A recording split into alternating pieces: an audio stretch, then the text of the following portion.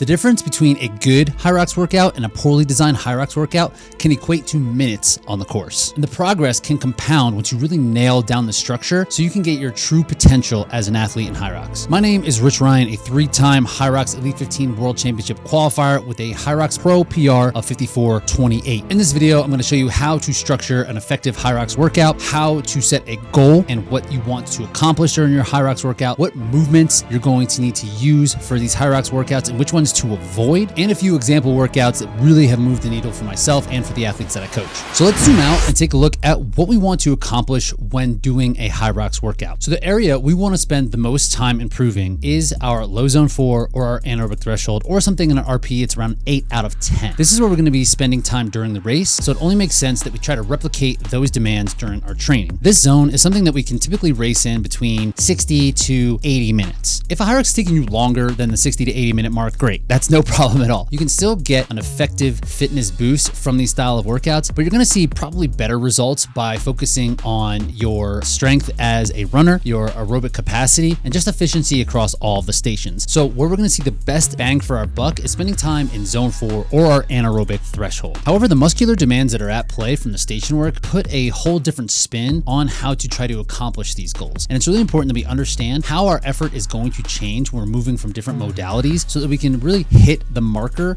when it comes to these workouts, so that we're not just doing work for the sake of doing work, and we can build the fitness that we want that's going to show up on race day. So this might be a little controversial, but the best way to improve your HYROX fitness is not by replicating the demands of HYROX. And of course, there's going to be a place where you're going to want to hit the sequence and to do all of the movements in order and just understanding kind of like a sim and how it might feel on race day. But again, the muscular elements here are going to change the amount of fitness and output that you're going to be able to express. So when we are just constantly doing like HYROX stuff, like sled pushes, sled pulls, or 100 of anything, we end up going a little bit too slow. And this is going to hurt our ability level to stay in that zone 4 because the muscular demands are so great that we might need to recover more, or we're just not able to put out the same type of effort that is needed to really build high level of fitness. So we want to make sure we're picking movements and durations that is going to allow us to express this type of output so that we can get better at going faster for longer durations. It's intuitive to just try to lean into the demands of the race because that's what we're going to be doing. So to get prepared for HYROX, why don't we just do all of the HYROX stuff? And this is a mistake that I have made many times in my own training, and I just try to kind of pulling myself away from that so that the fitness component becomes what my goal is outside of just like the markers of what HYROX is. So what we need to do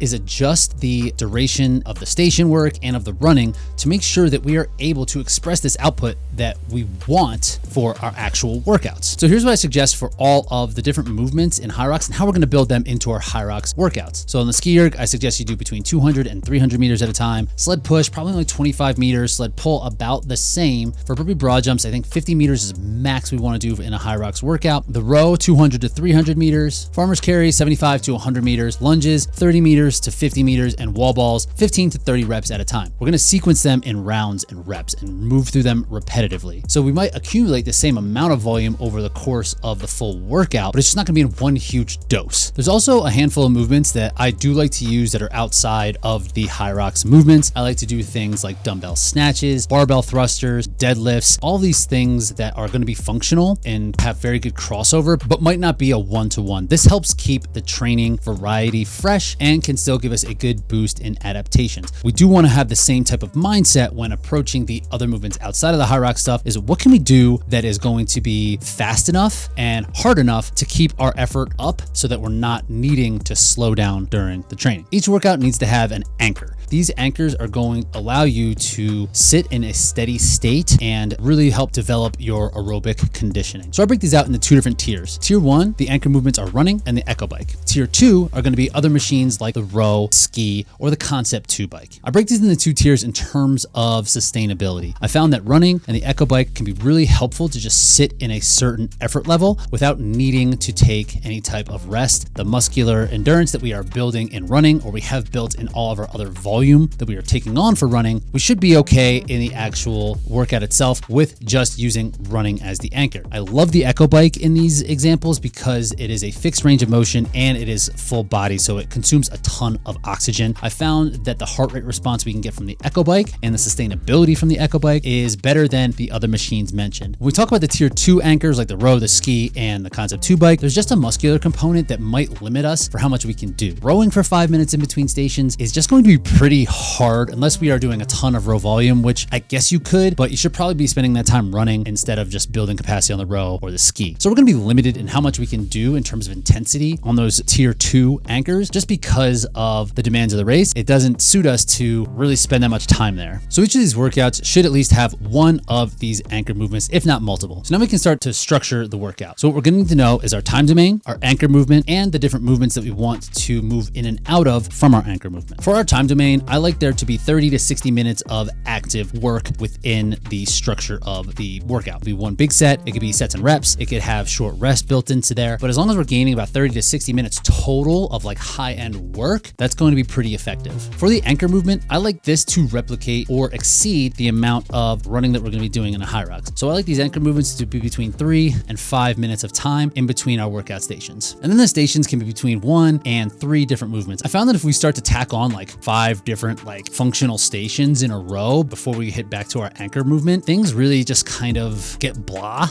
or they're just like too high output that we just can't really sustain. So I like to just do 2 or 3 of these movements and then head back to the anchor movement so we can really hit that sustainable output. So a quick example would be a 35-minute AMRAP, 800-meter run, 25-meter burpee broad jump, and 300-meter row, and just go in succession until 35 minutes. You should find that your effort reaches that zone 4 within 8 to 12 minutes of the workout, so you can start to accumulate a lot more time at that effort. I would imagine there are almost endless amounts of combinations that we can do when it comes to our anchor, our time domain, the structure, whether that's EMOMs, AMRAPs, rounds for time, however you want to do that, that is where you can get really creative with this. But making sure that we are structuring things so that we can make sure the output is high. I cannot stress enough. This is the most important part. Too often I just see people just slogging through workouts and not going to really get the benefits of going faster. So make sure when building your workout to really focus on what's going to be able to be sustainable, but at a higher output. So during a workout, how do you know if you're doing it right? Here are 4 different ways that you can understand if you are hitting the mark in your HYROX workout. So if you're moving aggressively in and out of your stations, that's a great sign. If you can hustle through the transitions throughout the entire duration, you've picked the right movements. If you can get to pace directly after your station work, then you're going to hit the intended target. And if your heart rate is staying around zone 4, then you're going to be in a good spot. Now the movements are going to change how your heart rate responds because of the different positions that you're going to be in. So it's not a 1-to-1, but if your effort can stay sustainably like that 8 out of a 10 or what feels like zone 4 when you're running, then you're going to really match what we want to do here in these HYROX workouts. So now there's really only one thing left to do, and that's go put in that work. If you want to check out the RMR Training app, we have all these workouts structured in there for you. We do a 30-day money-back guarantee so you can get into our community, test some things out, and making sure if this is the right program for you. You can take a look at that in the notes and the comments down below. I'll talk to you soon.